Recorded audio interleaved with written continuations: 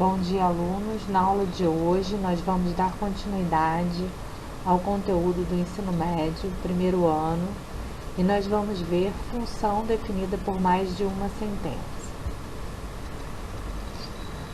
Definição. Função definida por mais de uma sentença. É uma função definida por mais de uma sentença em que cada uma dessas sentenças está associada a um subdomínio, D1, D2, D3 e Dn.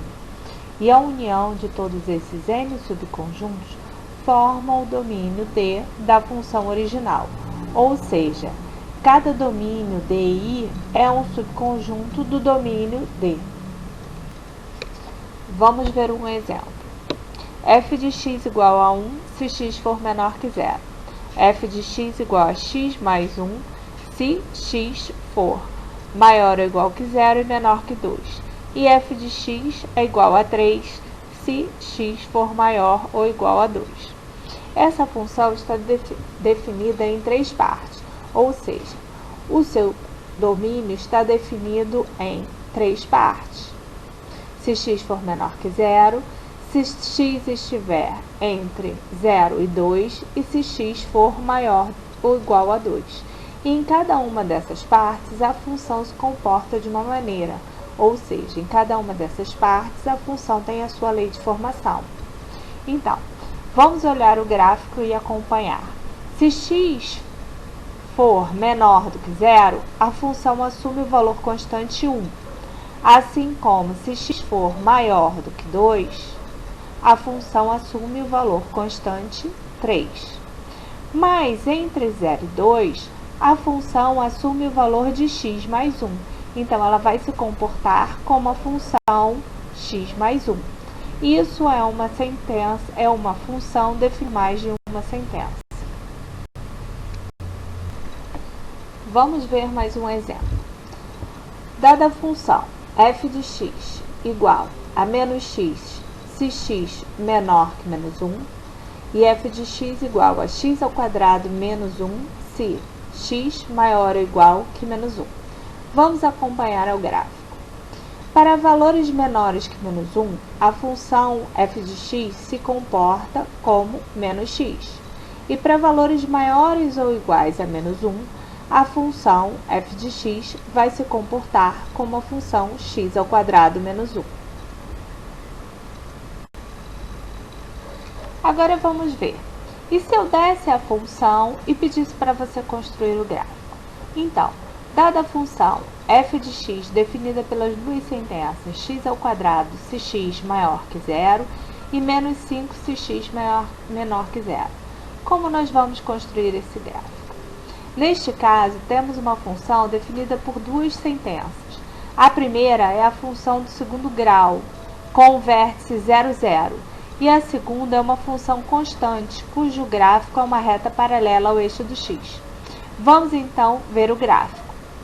Para valores menores do que x, a função ela é constante. Aliás, para valores menores do que zero, a função ela é constante e tem o valor menos 5. Então, ela é um gráfico paralelo ao eixo do x, de menos infinito até zero. E para valores maiores do que zero, a função se comporta como a função x ao quadrado. Então, basta eu construir o gráfico da função x ao quadrado para valores maiores do que zero. Então, eu posso montar a tabela, como eu fazia anteriormente, e calculava o valor. Para x igual a 1, f de x igual a 1. Para x igual a 2, f de x igual a 4. Sendo assim, para x igual a 3, f de x igual a 9. E se f de x for menos 3, qual será o valor? É um valor menor do que zero. Então, x igual a menos 5.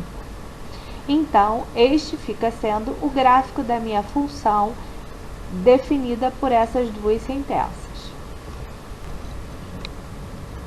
Bom, agora nesse exemplo, eu quero apenas que vocês calculem o valor da função num determinado ponto. Então, dada a função f de x, determine f de menos 3, f de 0 e f de 2. Bom, a função f ela é definida por três sentenças. A primeira sentença x menos 2 se x for maior ou 2. X ao quadrado menos 4 se x estiver entre menos 2 e 2. E x, f de x igual a 3 se x for menor do que menos 2. O primeiro exercício está pedindo o valor de f de menos 3. f de menos 3 é um valor menor do que 2. Então, eu vou usar a minha terceira sentença. F de x vai ser igual a 3, porque x é menor do que menos 2. F de 0. 0 é um valor entre menos 2 e 2. Então, eu vou usar a segunda sentença. Então, f de x vai ser igual a x ao quadrado menos 4. Eu vou substituir o zero nessa expressão. 0 ao quadrado menos 4 é menos 4. E, por último, eu quero calcular o f de 2. F de 2 é um valor que está na primeira sentença, que está escrito que é para x maior ou igual a 2. No caso, aí eu quero o f de 2.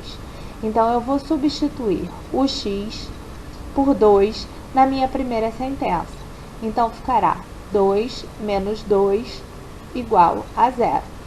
Então, para cada valor do x, eu preciso observar o domínio, ver em qual sentença ele se encaixa e assim substituir e calcular.